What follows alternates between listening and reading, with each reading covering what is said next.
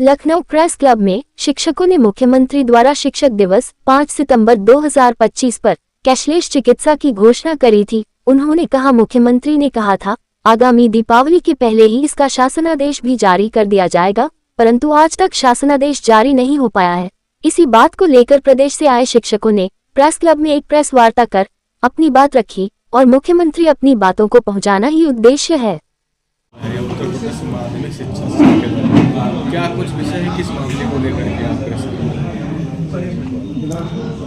Cashless चिकित्सा व्यवस्था माध्यमिक से लेकर के प्राइमरी तक के शिक्षकों के लिए माननीय मुख्यमंत्री जी 5 सितंबर 2025 को लोक भवन में शिक्षक दिवस समारोह के अवसर पर उन्होंने ये घोषणा किया था कि सभी शिक्षकों को कैशलेस चिकित्सा व्यवस्था की सुविधा दी जाएगी। और इस विषय में मैं ये कहना चाहूँगा कि उत्तर प्रदेश सरकार के जितने कर्मचारी अधिकारी हैं उनको उनका मुफ्त इलाज होता है। जो राजकीय विद्यालय के शिक्षक उनका भी होता है और जो गरीब हैं उनका भी होता है। 5 लाख का इलाज गरीबों का भी होता है, प्रतिवर्ष हो सकता है और प्रति व्यक्ति हो सकता है। लेकिन हम शिक्षक राष्ट्र निर्माता कहे जाते हैं और सबको ज्ञान ध्यान और बुद्धि कला कौशल सिखाने वाले हम होते हैं। और सबकी विधाएं तो बैठ करके भी हो जाती हैं, रेस्ट करके भी हो जाती है। लेकिन हम जब क्लास में पढ़ाते हैं तो शिक्षक हम तभी कहलाते हैं जब खड़े होकर के ब्लैक बोर्ड पर लिख करके पढ़ाते हैं, चित्र के द्वारा पढ़ाते हैं और खड़े होकर हम डिक्टेट करते हैं। और प्रैक्टिकल करके देखिए तो 3 से 4 घंटे में हमारी ऊर्जा चुक जाती है, परंतु हमें 8 घंटे पढ़ाना पड़ता है। ऐसी पोजीशन में उम्र बढ़ने के साथ साथ हमारी ऊर्जा भी क्षय होती चली जाती है। और जैसा कि तमाम खाद्य पदार्थों में मिलावटी चल रहा है, इसके अलावा हवा पानी भी जो है शुद्ध नहीं है, दूषित है। ऐसी पोजीशन में समय के साथ बीमारियां जो है वो बढ़ती जाती हैं। और पता नहीं किस अवसर पर जो है BP, sugar, heart attack, kidney, brain haemorrhage आदि परेशानी आ जाए। और एक्सीडेंट की भी आज जानते पता नहीं किस कब क्या हो जाए, कुछ जाना नहीं जा सकता। ऐसी पोजीशन में हमारे शिक्षकों को हुआ है। तो जैसे मैं हमारे बक्सी तालाब इंटर कॉलेज में ऐसी गंभीर बीमारी से 2 शिक्षक जा चुके हैं और अभी जो है नवजीवन इंटर कॉलेज मोहनलालगंज लखनऊ में जा चुके हैं। DAV में गंभीर बीमारी से जूझ रहे हैं। ऐसे में सरकार से एक पैसा भी इलाज के लिए नहीं मिलता है। और अगर बाई चांस कभी कुछ हो जाता है तो उनकी जमा पूंजी जो 2-4 लाख की होती है वो एक झोल में चली जाती है। इलाज बहुत महंगे आज के ज़माने में होते हैं। और कभी कभी अगर वो काल कवलित हो जाते हैं तो उनका परिवार बिल्कुल रोड पर आ जाता है। और ऐसी पोजीशन में अगर इलाज की सुविधा है तो इनका जीवन बच जाएगा। जैसा कि आप सब जानते हैं कि सरकारी व्यवस्था उतनी बढ़िया चल नहीं पाती है इलाज की, सरकारी अस्पताल, और अक्सर लोग प्राइवेट में इलाज करवा लेते हैं।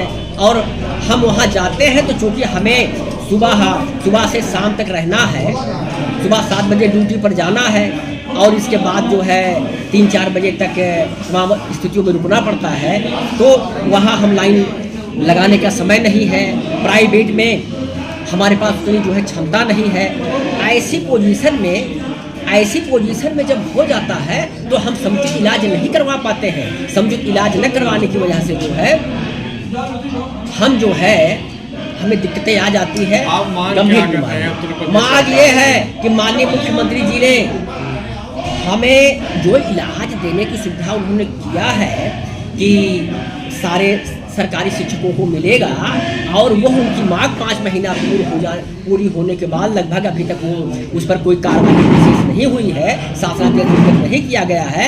और वो उनके द्वारा अपने कर्मचारियों को, अपने अधिकारियों को निर्देशित किया जाए कि जो हमारा वादा है कैशलेस चिकित्सा व्यवस्था की, उस पर शासनादेश निर्गत करते हुए और कम से कम इस होली तक तो पूरा कर दिया जाए, ताकि हम लोगों की रंगीन होली हो जाए और बढ़िया जो है मस्त होकर के खुशियाँ मनाए। नया वर्ष है तो नए तरीके से सारी की सारी चीज़ें जो है, नई उमंगे, नई तरंगे, नई सांस है, आस नहीं। तो हमारे जो है उम्मीदों के साथ और माननीय मुख्यमंत्री जी के वादा पूरा हो, इन्हीं शब्दों के साथ मैं अपनी बात खत्म करता हूँ। जी भाई, धन्यवाद। जो आम नागरिक हैं उनके अगर 5 यूनिट होते हैं उनको भी मिल रही है, तो ऐसे में क्या आप लोग उस श्रेणी में दोनों में नहीं फिट बैठ रहे हैं? हम दोनों में कहीं नहीं फिट बैठते हैं। कारण ना हमें कारण सरकार के पास पर्याप्त पावर होता है। नहीं, आप आम नागरिक के हैसियत से तो उसमें जो उसका लाभ ले ही सकते हैं, उसमें दिक्कत क्या आ रही है? लेकिन हम बीकर सेक्शन में नहीं आते हैं, इसलिए उनका लाभ नहीं मिल सकता है। कर्मचारी की सालाना इनकम कितनी है? अधिकारियों से बहुत कम है। अरे कुछ तो होगी सर, कुछ तो होगी, कुछ तो फिगर तो बताइए। नहीं बिल्कुल, सालाना इनकम की फिगर है, वो फिगर जो है आप जानते हैं, जो आयुष्मान योजना है जिससे सरकार आच्छादित करने की क्राइटेरिया तय कर रखी है जी, उसमें यह कहाँ आता है? यह क्लास कोई वर्किंग क्लास नहीं आता है। वो तब तक नहीं आता है जब तक कि सरकार उसको दीनदयाल उपाध्याय योजना से आच्छादित न कर दे। राज्य कर्मचारी पंडित दीनदयाल अब यहाँ उपाध्याय की जो योजना है वो, उसमें तो राज्य कर्मचारियों को मिल रहा है। जी। दूसरी तरफ जो आम नागरिक हैं उनको आयुष्मान के तहत, लेकिन उसमें कंडीशन ये है कि 5 यूनिट होने चाहिए। तो फिर समस्या कहाँ आ रही जो आप लोग लागू नहीं हो पा रहा, वो हम जानना चाह रहे हैं। जी, आपने अच्छा सवाल किया। मैं यहाँ क्लियर कर दूं, जो राजकीय कर्मचारी है और जो हम एडेड विद्यालय के शिक्षक हैं, इन दोनों में एक अंतर है। हमें राजकीय कर्मचारी का दर्जा प्राप्त नहीं है, हम सहायता प्राप्त शासकीय अशासकीय विद्यालयों के अध्यापक कहे जाते हैं। दीनदयाल उपाध्याय का लाभ राजकीय कर्मचारी को है, राजकीय विद्यालय को है, जीआईसी के जो अध्यापक है उनको भी है, जो भी है सबको है, लेकिन हमें ये नहीं। अब जो आयुष्मान योजना का लाभ है वह सिर्फ उनको मिल सकता है जिनके पास बीपीएल कार्ड है। हमारे पास बीपीएल कार्ड तो होगा नहीं, हम शिक्षक हैं, वेतनभोगी है। तो हमारा ये कहना है कि मुख्यमंत्री जी ने हमारे दर्द का संज्ञान लिया होगा ना। जब एक शिक्षक बीमार होता है तो उसकी आर्थिक हालत कैसे त्रासद स्थिति में बदलती है। तो संज्ञान लेके संवेदनशील होकर उन्होंने शिक्षक दिवस पर यह घोषणा की। जब राज्य शिक्षक पुरस्कार दे रहे थे तब ये घोषणा की कि हम सभी शिक्षकों को इसे आच्छादित करेंगे, और यह भी कहा कि दिवाली के पहले यह शासनादेश जारी हो जाएगा। आज तक शासनादेश जारी नहीं हो पाया। चिर प्रतीक्षित मांग थी, कई बार मिलने के बाद मुख्यमंत्री जी तक बात पहुंची। तो आप जानते हैं कि मुख्यमंत्री जी का भरोसा जनता में बढ़ा है, मुख्यमंत्री जी डिलीवर कर रहे हैं। शायद यही वजह है कि जनता बार बार उनको चुन के भेज रही है। पूरा विश्वास है हमारा कि मुख्यमंत्री जी के दिमाग में कहीं न कहीं उनको यह बात उनके स्मरण में नहीं होगी। अधिकारियों की जिम्मेदारी थी कोई स्मरण में लाते इस बात को, लेकिन अधिकारी अपनी भूमिकाओं को निभा नहीं रहे हैं। घोषणा होने के बाद में जब ये योजना नहीं लागू हुई तो आपके संघ के द्वारा कोई पत्राचार किया गया, उसका कुछ जवाब मिला या अभी तक उसमें क्या आप? जी, बार बार मिला गया। एसीएस स्तर पे, प्रिंसिपल सेक्रेटरी स्तर पे बार बार इस बात को पूछा गया, मिला गया, लेकिन वही कोरा जवाब, कोई प्रगति नहीं। तो मजबूर होके हम लोग आज ये प्रेस कॉन्फ्रेंस कर रहे हैं कि यह बात सीधा मुख्यमंत्री जी तक पहुंचे। तो मुख्यमंत्री जी को अपनी बातें याद आएगी। संवेदनशील व्यक्ति हैं, आप जानते हैं। घोषणा करने के बाद कितना समय बीत गया? 5 सितंबर को घोषणा हुई थी, तो 5 सितंबर से लेके आज 6 महीना 7 महीना लगभग बीत गया। शिक्षा मंत्री से बात हुई किस बात? शिक्षा मंत्री जी से तो मुलाकात नहीं हो पाई, शिक्षा मंत्री जी से तो हम लोग नहीं ले पाए, मिल पाए। कोई पत्र भेजा आपके? पत्राचार तो हुआ है, संगठन के माध्यम से पत्र गया है, कुछ तो उत्तर लिखा होगा उन्होंने। अब जवाब में क्या, जब पत्राचार हम लोग करते हैं, पत्र जाता है तो पत्र का कोई उत्तर तो इस तरह का आता नहीं। अभी तक कोई उत्तर भी नहीं आया, इस तरह का कुछ नहीं आया। शासनादेश में कितने एज ग्रुप के लिए शिक्षकों के लिए कहा गया था ये कैशलेस सुविधा? ये सभी राजकीय कर्मचारियों को एज का कोई बार नहीं होता। हम सहायता प्राप्त शासकीय अशासकीय विद्यालयों के अध्यापक कहे जाते हैं। दीनदयाल उपाध्याय का लाभ राजकीय कर्मचारी को है, राजकीय विद्यालय को है, जीआईसी के जो अध्यापक जो भी है सबको है, लेकिन हमें ये नहीं। अब जो आयुष्मान योजना का लाभ है वह सिर्फ उनको मिल सकता है जिनके पास बीपीएल कार्ड है। हमारे पास बीपीएल कार्ड तो होगा नहीं, हम शिक्षक हैं, वेतनभोगी हैं। तो हमारा ये कहना है कि मुख्यमंत्री जी ने हमारे दर्द का संज्ञान लिया होगा। जब एक शिक्षक बीमार होता है तो उसकी आर्थिक हालत कैसे त्रासद स्थिति में बदलती है। तो संज्ञान लेके संवेदनशील होकर उन्होंने शिक्षक दिवस पर यह घोषणा की। जब राज्य शिक्षक पुरस्कार दे रहे थे तब ये घोषणा की कि हम सभी शिक्षकों को इसे आच्छादित करेंगे और यह भी कहा कि दिवाली के पहले यह शासनादेश जारी हो जाएगा। आज तक शासनादेश जारी नहीं हो पाया। चिर प्रतीक्षित मांग थी। कई बार मिलने के बाद मुख्यमंत्री जी तक बात पहुंची तो आप जानते हैं कि मुख्यमंत्री जी का भरोसा जनता में बढ़ा है। मुख्यमंत्री जी डिलीवर कर रहे हैं।